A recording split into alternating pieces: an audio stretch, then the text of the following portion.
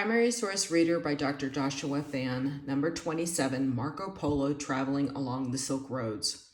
Introduction. We return to Marco Polo again for his insight on the traveling condition along the Silk Roads. This selection begins on the western border of the Taklamakan Desert, bordering China and Central Asia, where Marco trekked during the 1270s on his way to China. Questions for the response paper. What are the dangers for travelers along this portion of the Silk Roads? 2. What made this difficult journey possible? 3. What impact did the Mongols have on this part of the Silk Roads? Primary text selections from the Travels of Marco Polo. Let us turn next to the province of Yarkand, 5 days' journey in extent. The inhabitants follow the law of Muhammad, and there are also some Nestorian Christians. They are subject to the great Khan's nephew, of whom I have already spoken. It is amply stocked with the means of life, especially cotton. But since there is nothing here worth mentioning in our book, we shall pass on to Khotan, which lies towards the east-northeast. Khotan is a province 8 days' journey in extent, which is subject to the Great Khan. The inhabitants all worship Muhammad. It has cities and towns in plenty, of which the most splendid and the capital of the kingdom bears the same name as the province, Khotan. It is amply stocked with the means of life. Cotton grows here in plenty. It has vineyards, estates, and orchards in plenty. The people live by trade and industry. They are not at all warlike. Passing on from here, we come to the province of Pem, 5 days' journey in extent towards the east-northeast. Here, too, the inhabitants worship Muhammad and are subject to the Great Khan. It has villages and towns in plenty. The most splendid city and the capital of the province is called Pem. There are rivers here in which are found stones called jasper and chalcedony. I'm so sorry if I mispronounced that. In plenty. There is no lack of the means of life. Cotton is plentiful. The inhabitants live by trade and industry. The following custom is prevalent among them. When a woman's husband leaves her to go on a journey of more than 20 days, then as soon as he has left, she takes another husband, and this she is fully entitled to do by local usage. And the men, wherever they go, take wives in the same way. You should know that all the provinces I have described, from Kashgar to Pem and some way beyond, are provinces of Turkestan. I will tell you next of another province of Turkestan lying east-northeast, which is called Charkan. It used to be a splendid and fruitful country, but it has been much devastated by the Tartars. The inhabitants worship Muhammad. There are villages and towns in plenty, and the chief city of the kingdom is Charkan. There are rivers producing jasper and chalcedony, which are exported for sale in Cathay and bring in good profit, for they are plentiful and of good quality. All this province is a tract of sand, and so is the country from Khotan to Pem, and from Pem to here. There are many springs of bad and bitter water, though in some places the water is good and sweet. When it happens that an army passes through the country, if it is a hostile one, the people take flight. I'm sorry. It is flight. Sorry about that, guys. Take flight with their wives and children and their beasts 2 or 3 days' journey into the sandy wastes places where they know that there is water and they can live with their beasts. And I assure you that no one can tell which way they have gone because the wind covers their tracks with the sand, so that there is nothing to show where they have been, but the country looks as if it had never been traversed by man or beast. That is how they escape from their enemies. But it happens that a friendly army passes that way. They merely drive off their beasts because they do not want them seized and eaten. For the armies never pay for what they take, and you should know that. When they harvest their grain, they store it far from any habitation, in certain caves among these wastes, for fear of armies. And from these stores they bring home what they need month by month. After leaving Charkon, the road runs for fully 5 days through sandy wastes where the water is bad and bitter, except in a few places where it is good and sweet, and there is nothing worth noting in our book. At the end of the 5 days' journey towards the east-northeast is a city which stands on the verge of the great desert. It is here that men take in provisions for crossing the desert. Let us move on accordingly, and I proceed with our narrative.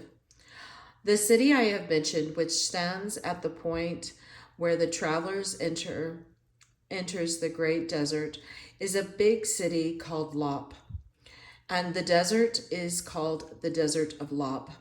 The city is subject to the Great Khan, and the inhabitants worship Muhammad. I can tell you that the travelers who intend to cross the desert rest in this town for a week to refresh themselves and their beasts. At the end of the week, they stock up with a month's provisions for themselves and their beasts. Then they leave the town and enter the desert. This desert is reported to be so long that it would take a year to go from end to end. And at the narrowest point, it takes a month to cross it. It consists entirely of mountains and sand and valleys. There is nothing at all to eat. But I can tell you that after traveling a day and a night, you find drinking water. Not enough water to supply a large company, but enough for 50 or 100 men with their beasts. And all the way through the desert, you must go for a day and a night before you find water. And I can tell you that in 3 or 4 places you will find water, bitter and brackish, but all the other watering places, that is 28 in all, the water is good. Beasts and birds, there are none, because they find nothing to eat. But I assure you that one thing is found here, and that a very strange one, which I will relate to you.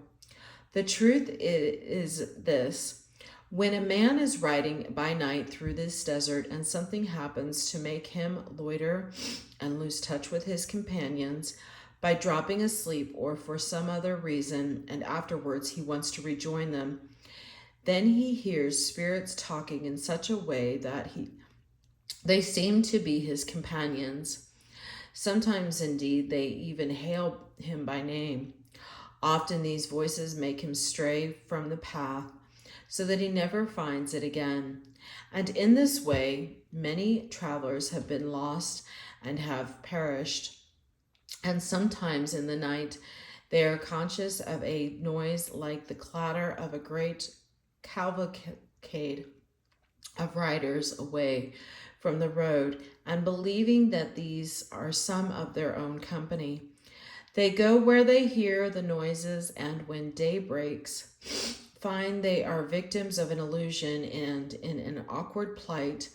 And there are some who, in crossing this desert, have seen a host of men coming towards them, and suspecting that they were robbers, have taken flight. So having left the beaten track and not knowing how to return to it, they have gone hopelessly astray. Yes, and even by daylight, men hear these spirit voices, and often you fancy you are listening to the strains of many instruments, especially drums and the clash of arms. For this reason, bands of travelers make a point of keeping very close together before they go to sleep. They set up a sign pointing in the direction in which they have to travel, and round the necks of all their beasts they fasten little bells so that by listening to the sound they may prevent them from straying off the path. That is how they cross the desert. With all the discomfort of which you have heard, now I will tell you of some other cities which lie towards the northwest near the edge of this desert. The province of Kamal, which used to be a kingdom, contains towns and villages in plenty, the chief town being called Kamal. The province lies between two deserts, the Great Desert and a small one 3 days' journey in extent. The inhabitants are all idolaters and speak a language of their own. They live on the produce of the soil, for they have a superfluity of foodstuffs and beverages, which they sell to travelers who pass that way. They are very gay folk who give no thought to anything but making music, singing, and dancing, and reading and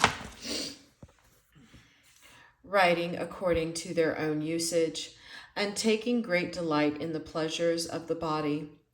I give you my word that if a stranger comes to a house here to seek hospitality, he receives a very warm welcome.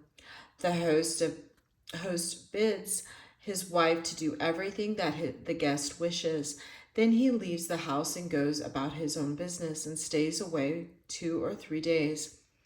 Meanwhile, the guest stays with his wife in the house and does what he will with her, lying with her in one bed just as if she were his own wife, and they lead a gay life together.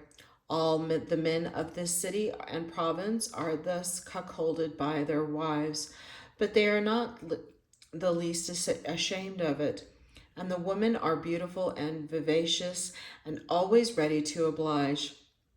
Now, if it happened during the reign of the Mongu Khan, lord of the Tartars, that he was informed of this custom that prevailed among the men of Kamal of giving their wives in adultery to outsiders, Mongo thereupon commanded them under heavy penalties to desist from this form of hospitality. When they received this command, they were greatly distressed. But for 3 years, they reluctantly obeyed. Then they held a council and talked the matter over, and this is what they did. They took a rich gift and sent it to the Mongu and entreated him to let them use their wives according to the traditions of their ancestors.